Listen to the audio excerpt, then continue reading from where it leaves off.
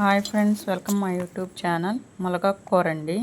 శుభ్రంగా కడుక్కోవాలి. కడిగిన తర్వాత మూకుడు పెట్టుకొని అది కాగిన తర్వాత ఆయిల్ పోసుకోవాలి. ఆయిల్ కూడా వేడి అయిన తర్వాత తాలింపు వేసుకోవాలి. పచ్చెనపప్పు,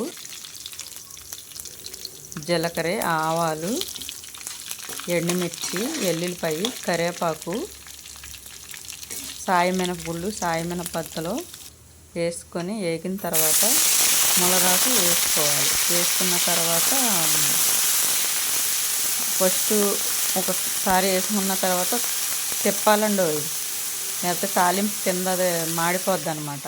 అలా తిప్పిన తర్వాత మళ్ళీ ఆకు పిండేసేసి గట్టిగా వేసుకోవాలి.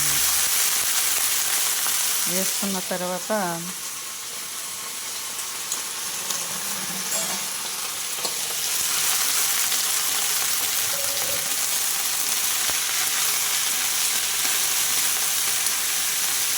అలా తిప్పుకుంటా కొంచెం మగ్గాలి.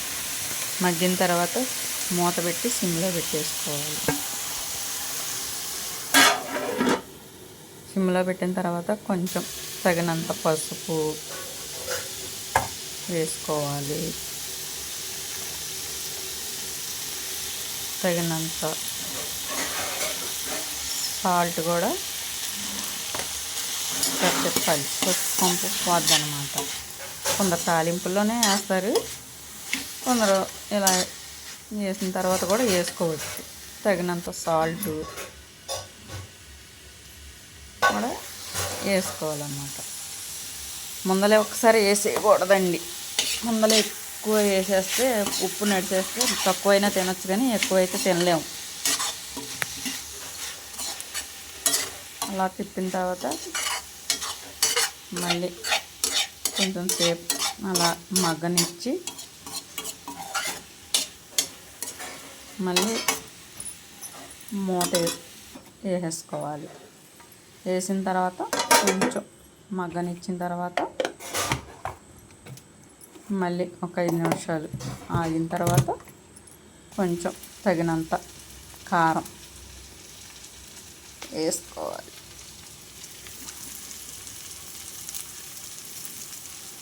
వేసిన తర్వాత అలా తిప్పుకుంటూ ఉండాలి.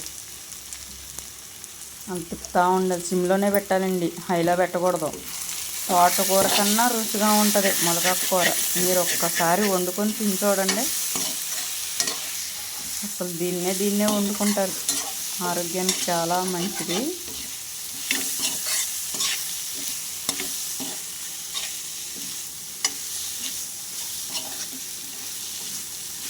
నేను కారపొడి కొట్టేటప్పుడు కూడా ములగాకు వేయించి పడతానండి. చాలా బాగుంటుంది. ములగాకు కూర పప్పులో వేసుకోవచ్చు, అన్ని కూరల్లోనూ వేసుకోవచ్చు.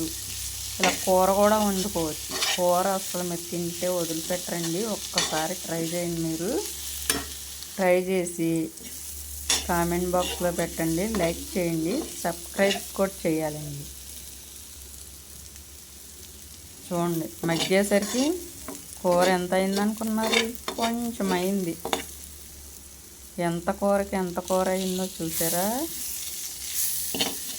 చాలా చాలా టేస్టీగా ఉంటుందండి. తోటకూర అన్ని కూరల్లో కన్నా ఇది టేస్టీగా ఉంటుందండి.